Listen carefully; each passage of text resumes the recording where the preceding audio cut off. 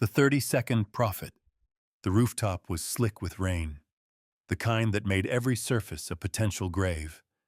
Dakota Chance stood at the edge of the Meridian complex, 30 stories above the revitalized downtown district, and felt the familiar surge building in their chest.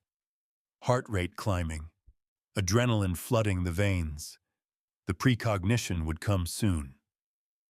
They always called Dakota a cautionary tale. The stunt performer who'd pushed too far, trusted the wrong sponsors, cut corners that shouldn't have been cut.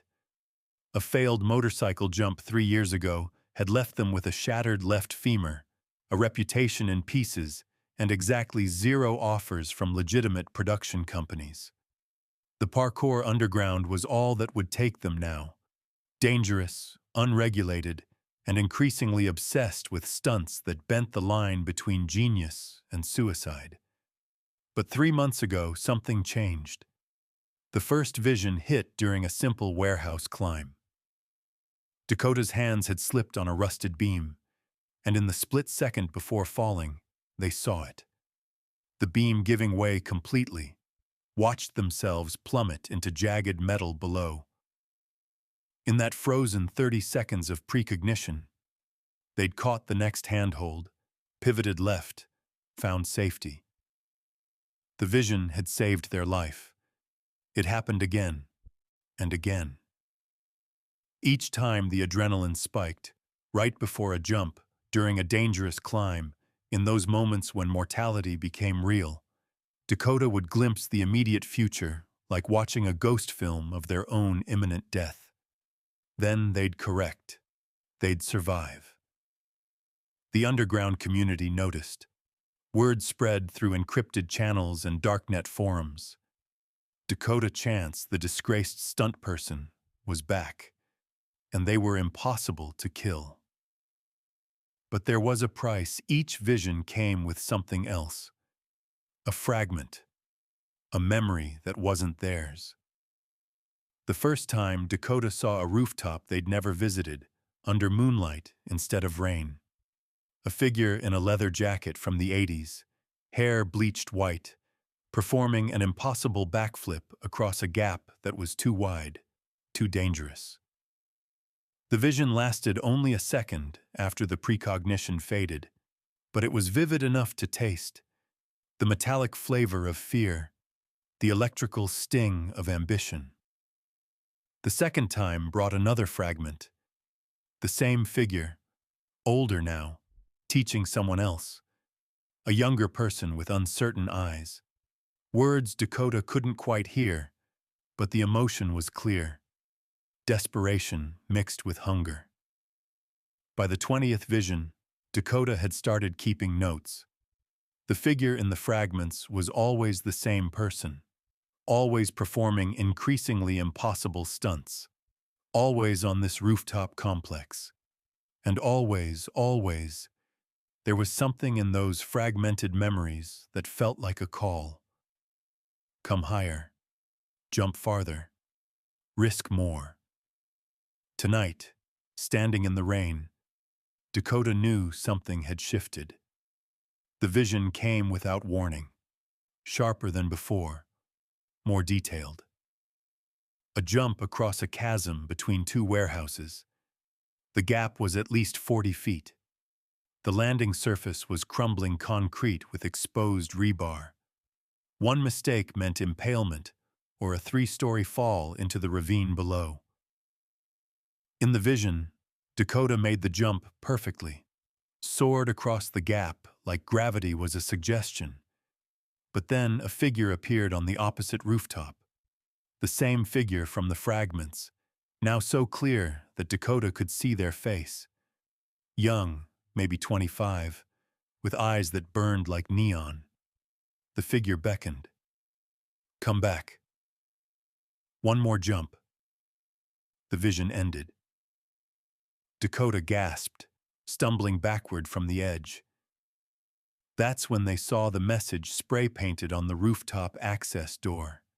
The paint so fresh it was still dripping. Return to the beginning. Dakota had been investigating for weeks. Late-night trips to the municipal archives, conversations with old-timers in the parkour community. They'd learned about Marcus Chen, the stunt performer who died here in 1987.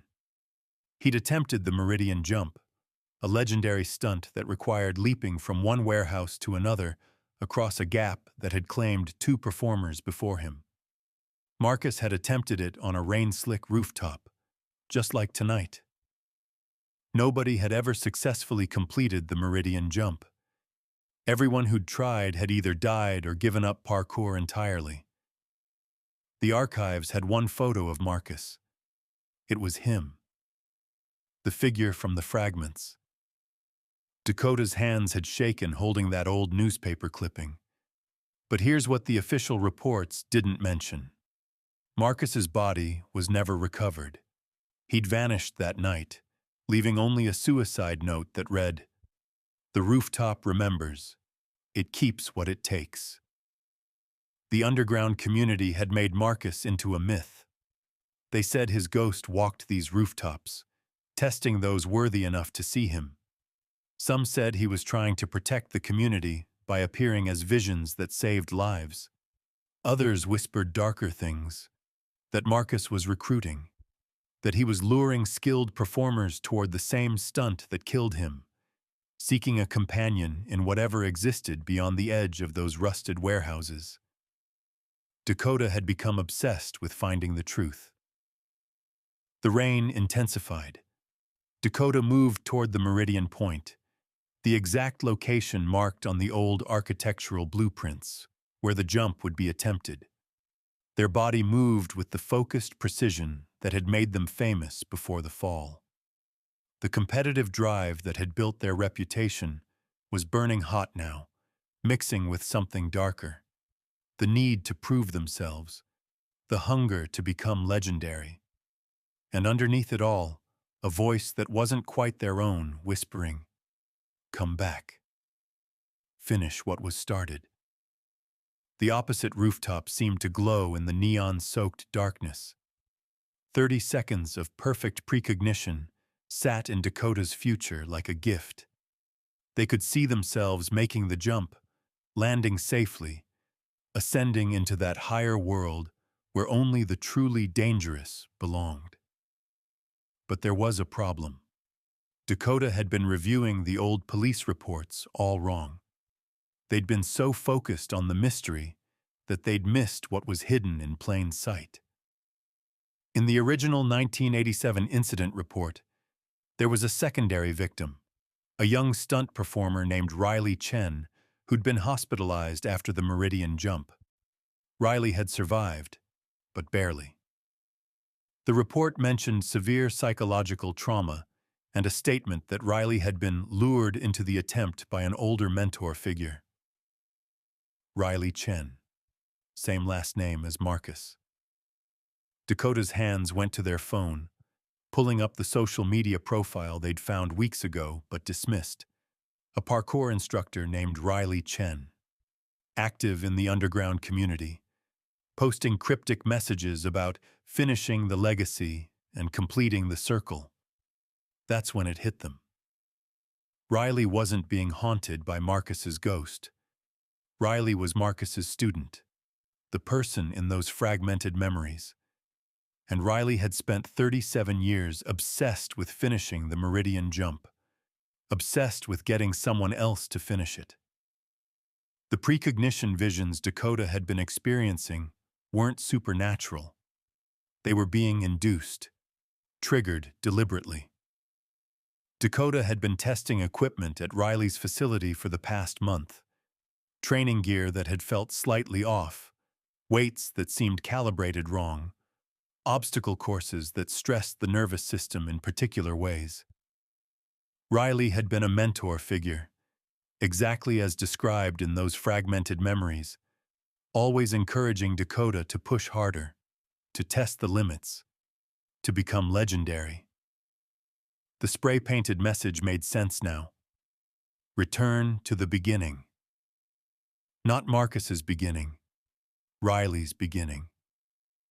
The moment Riley had stood on this very rooftop 37 years ago watching an older mentor perform an impossible jump.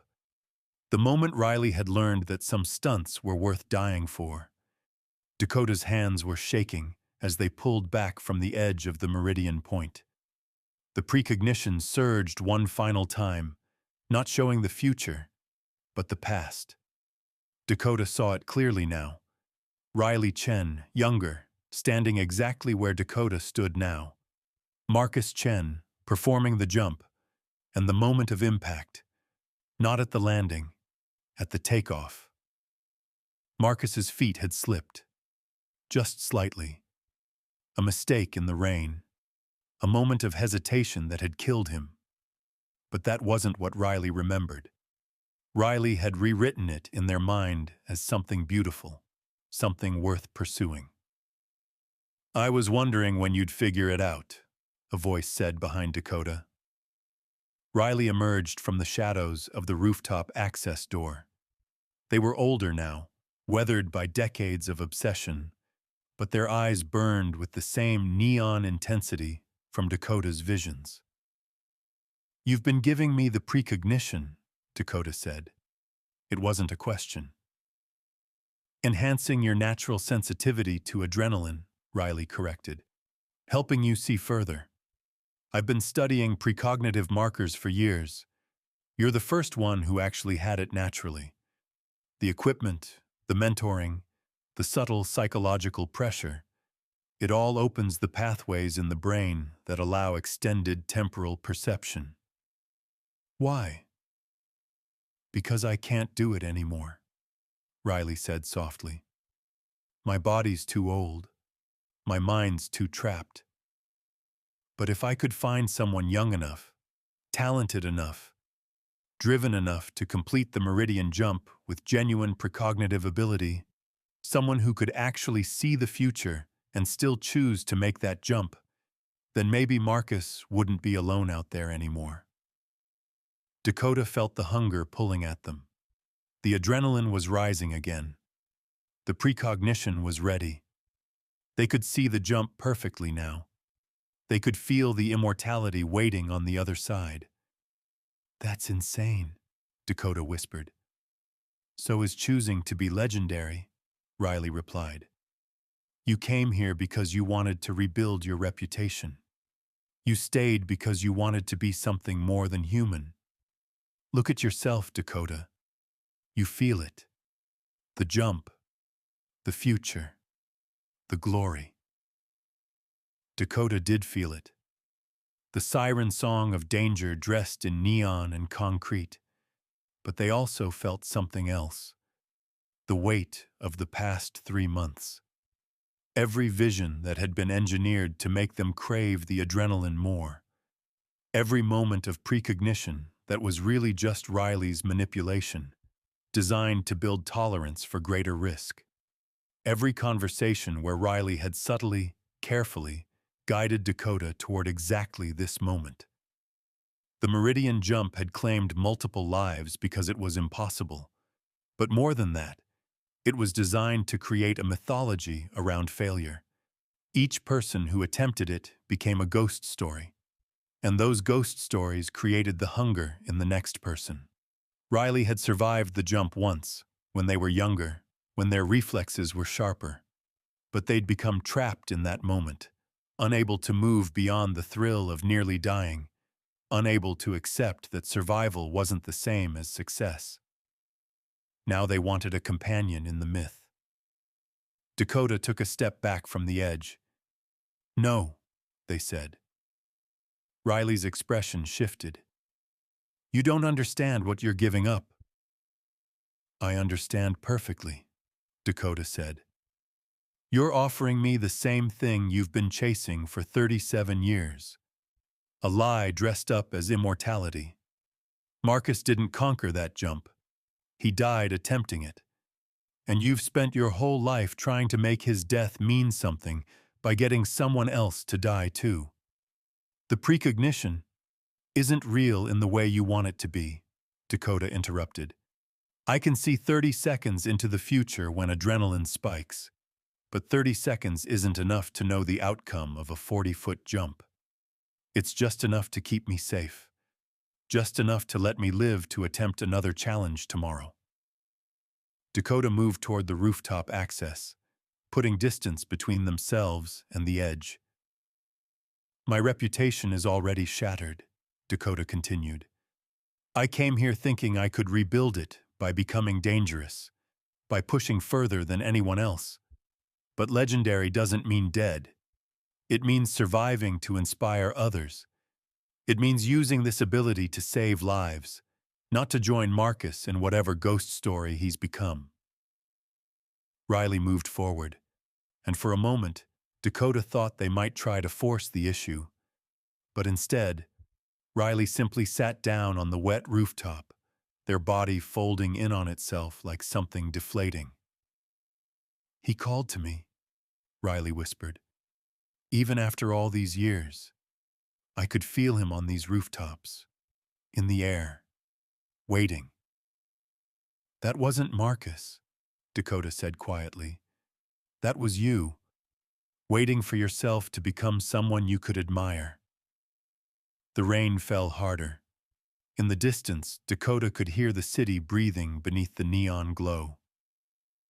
3 weeks later, Dakota stood at the entrance to the Meridian complex wearing a new credential. Safety Advisor. The title had come with an unexpected offer from the municipal government, who'd quietly shut down Riley's mentoring operation and were now seeking to legitimize the underground parkour community. Riley was in a psychiatric facility downtown, finally getting treatment for an obsession that had calcified over decades. The building had been processed for evidence, the equipment carefully catalogued, the psychological manipulation documented, the whole operation dismantled. But the rooftops remained. They'd always remain. This was still a place where people tested their limits, where danger and beauty intertwined beneath the neon sky. The Meridian Jump still stood as an impossible challenge, and someday, someone would attempt it. Dakota's job was to make sure that when they did, they'd understand what they were jumping toward. Not immortality, not legend, just the next moment, the next breath, the next chance to prove that survival was enough. The precognition was still there, still activated by adrenaline. But Dakota had learned to respect it as a tool, not a destination. 30 seconds into the future was enough to prevent catastrophes. It was enough to save lives. That was a different kind of legendary. As Dakota climbed toward the training facility, they felt the familiar surge beginning, adrenaline rising, precognition activating. But instead of a vision of impossible stunts or a beckoning figure in the shadows, they saw something simpler. Themselves, standing safe on the opposite rooftop. Mission accomplished. Another day survived. The city hummed its electric song. Somewhere above, the rain was washing the spray-painted message from the rooftop door. New messages would appear soon. The legend would persist. The Meridian Jump would call to new performers with new hunger. But Dakota would be there, watching, warning, saving those who could be saved. Because the rooftop remembered everything. It kept what it took. And Dakota had finally learned to remember something else. That being disgraced didn't mean being finished. That coming back meant choosing survival over spectacle. That the most dangerous stunt of all was building a life worth living. The neon and concrete could seduce, but they couldn't own you. Not if you refused to give them everything. Not if you learned to jump toward tomorrow instead of toward legend.